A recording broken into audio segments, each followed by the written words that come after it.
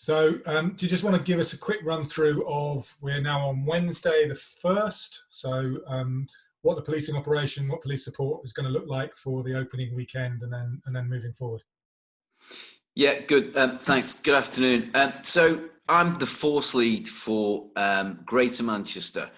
And my colleague, Chief Inspector Zach Fraser, is planning the city centre response. To be fair, they're both aligned. What we're dealing with here is an unprecedented event. We call it an event because I had this conversation today with my senior officer. It's not really an event. This is something that we've never ever dealt with before, but we are treating it as an unknown event, something that we've never worked with, we've never contemplated before and had to plan to undertake. So what we'll see across Greater Manchester is a district response with dedicated resources.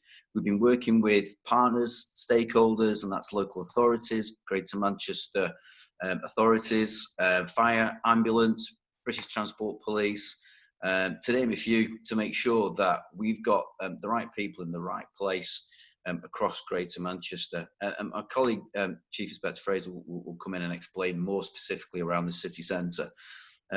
But all the scanning that we're doing at the moment suggests that there's going to be a low proportion of the public coming into city centres and town centres, in the main because of that uncertainty and unknown.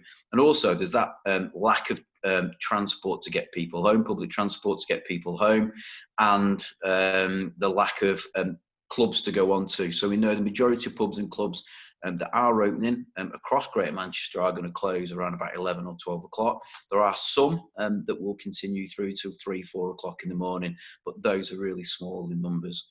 So we think most people will be remaining local.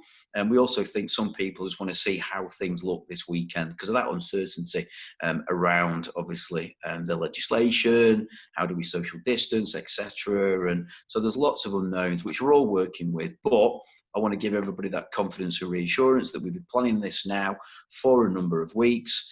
We've just been waiting for the date. We've now got the date of Saturday, the 4th of July, and there is going to be that dedicated bespoke policing operation with our partners and the blue light responders in place to support yourselves. Just while I'm on a roll, I'll carry on if that's all right. So what we're looking, what my advice to my staff working with partners is really clear, is that we're going to have a pragmatic approach to minor breaches, but we will be looking to licensed premises and DPSs, etc., to ensure compliance with their licence and to COVID legislation. We will continue with what we've called the 4 E's, which is about just working with members of the public and yourselves to educate and explain before we get to enforcement. We understand this is new legislation. We understand that all the pubs and clubs have been closed for the last 3 months, so we want to work together, but we do also have to ensure that there is compliance. We've got all the new tables and chairs, and all the open spaces, and some of the highways might have been closed off. So how we know Manchester, with my Manchester city centre head on at the moment, may be different, or certainly will be different to how it was 3 months ago. So Chief Inspector Fraser will talk about the potential of opening of some, and closing, of some highways to provide that support to bars and restaurants to say, you know, you can utilise this space here so people don't have to go into your venues. But we've got to ensure that they are stewarded and there's governance around those. And we do obviously maintain that law and obviously compliance with licensing. And one of my main issues is clearly public nuisance. We've got to ensure, as we do anyway, that, you know, the residents of Greater Manchester, but with my city centre hat on, that our residents of Manchester have at least less antisocial behaviour and public disorder, certainly throughout this weekend. And then there will be a debrief going forward in relation to what happened this weekend. Could we have done anything different? And then we'll get ready then for the following weekend, the Friday, Saturday, Sunday, which is the first full weekend of the nighttime economy. Sorry, I probably answered a lot of questions there, Vaughan, all in one go. Yeah, that's fine. It saves me a lot of time. Zach, do you want to talk specifically about the city centre? Yeah, so after everybody, my name's Fraser, I'm the Chief Inspector for the City Centre. I will be the local commander in charge of the district operation for the City Centre. myself with 3 of my inspectors. Between us, we're doing 24/7 cover across the weekend and into most of next week, to be honest with you. In terms of the operation, it's what some of you may know as Operation Custodian, although it has been extended and tailored specifically around the information that you've all provided us, which I do really appreciate, so thanks for that. Particularly those that we're seeing more afternoon opening hours, and we are anticipating that a lot of the hospitality trade will move towards more of an afternoon rather than a late sort of evening, early morning trade. In terms of numbers, they are significant. They are above what we would normally have in a custodian shift. We've essentially doubled the numbers doubled the number of officers that we will have on duty. In addition to that, I've got a lot of my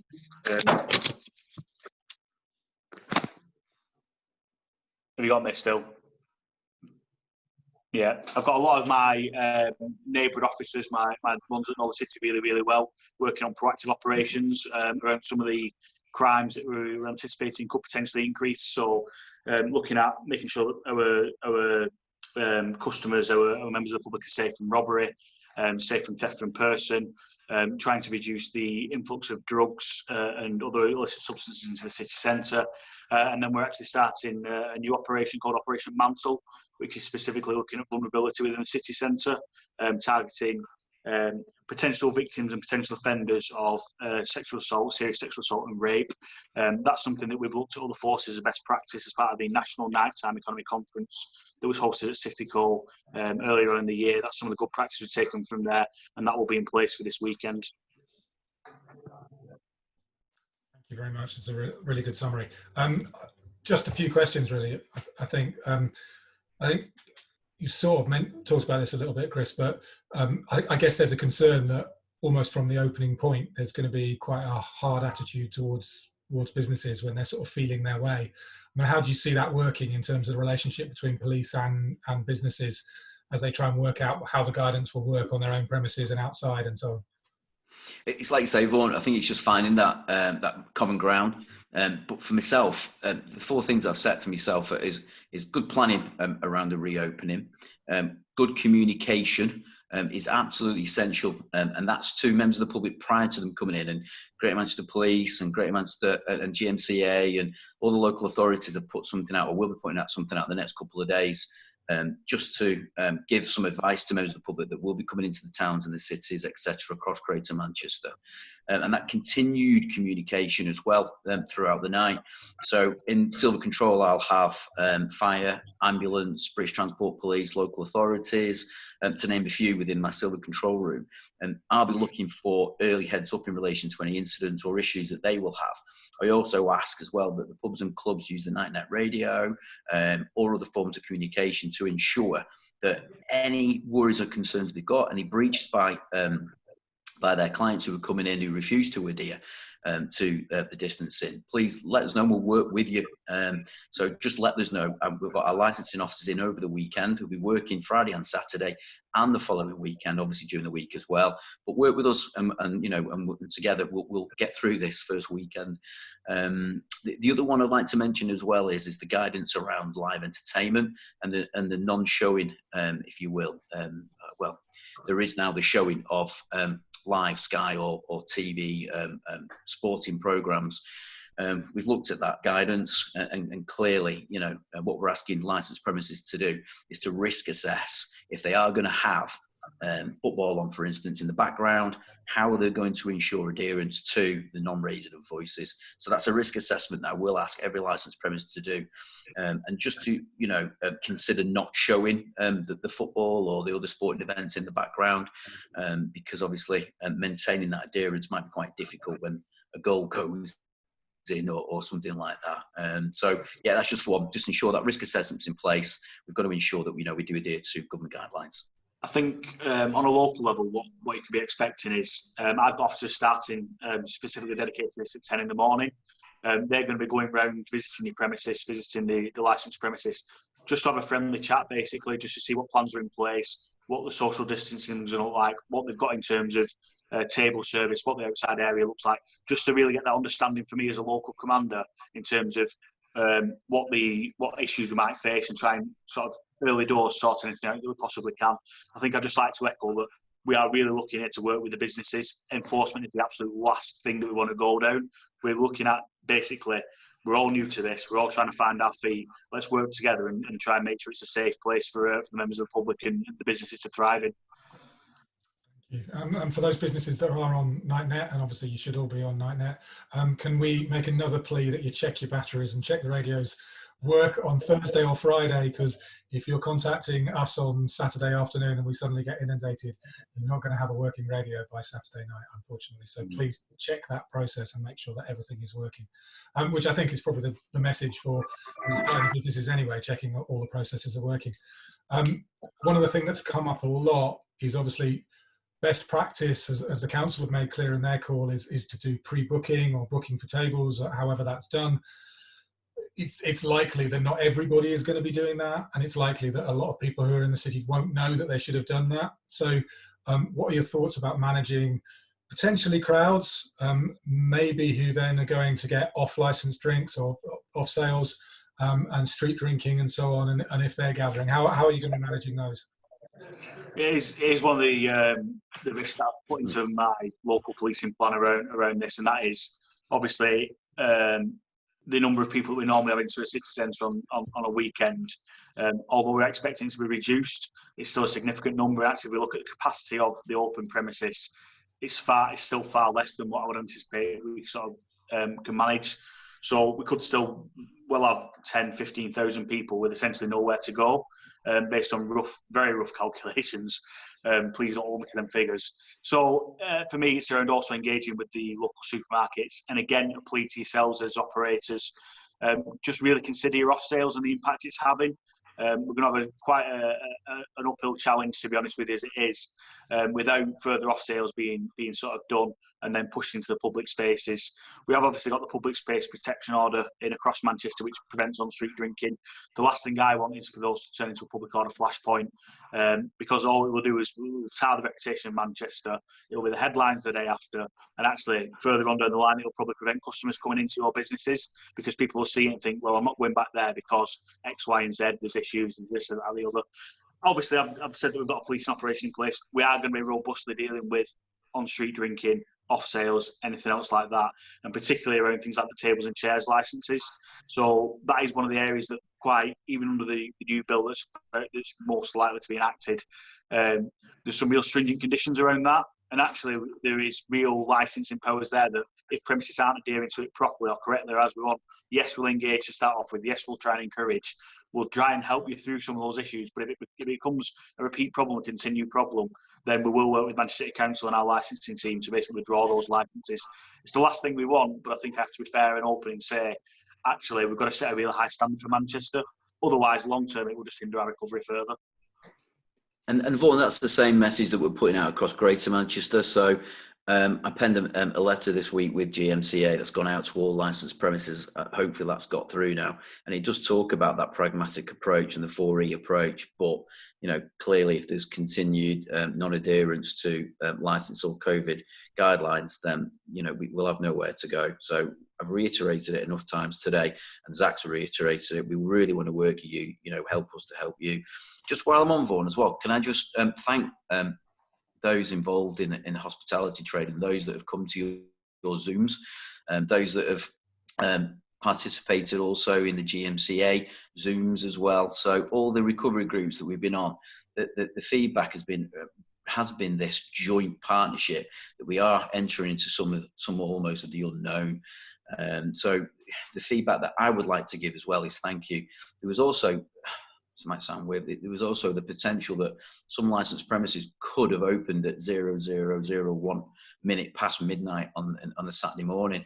And thankfully, there's only a small number across the whole of Greater Manchester that's done that. So that for me is in the spirit of partnership, that everybody's waiting till the Saturday to open up licensed premises, which has enabled my officers and the other partners to make sure we've got that wraparound operation. If we'd have had a lot of premises opening at 1 minute past midnight, Friday into Saturday morning, it would have caused me a little bit more, obviously harder planning, and we're putting another policing operation the night before. So thank you to everybody for all your engagement so far. Thank you for all your hard work, and I look forward to, and so does Zach, working with you going not just this weekend or the weekend after, but taking Greater Manchester and clearly Manchester forward. Thank you. So hopefully on the afternoon of Saturday the 4th, there will be some opportunity to engage with officers, with licensing, with enforcement, to actually start answering some of those detailed questions on site. But as long as there is willingness, risk assessments, as long as people are trying their best to adhere to the regulations, we're not talking about a situation where people are going to be shut down within the first half hour in any way. No. And it's really important, Vaughan, what you say there is that when we did we policed and worked together when Extinct Rebellion came to Deansgate, you recall, and all the pre-work and all the post debrief, but also it was during the day, the information that we gave out to all the businesses and the feedback we got really worked. So if there's an appetite for an update throughout the day, Saturday or Sunday, I'm more than happy to do that. Zach's in as well.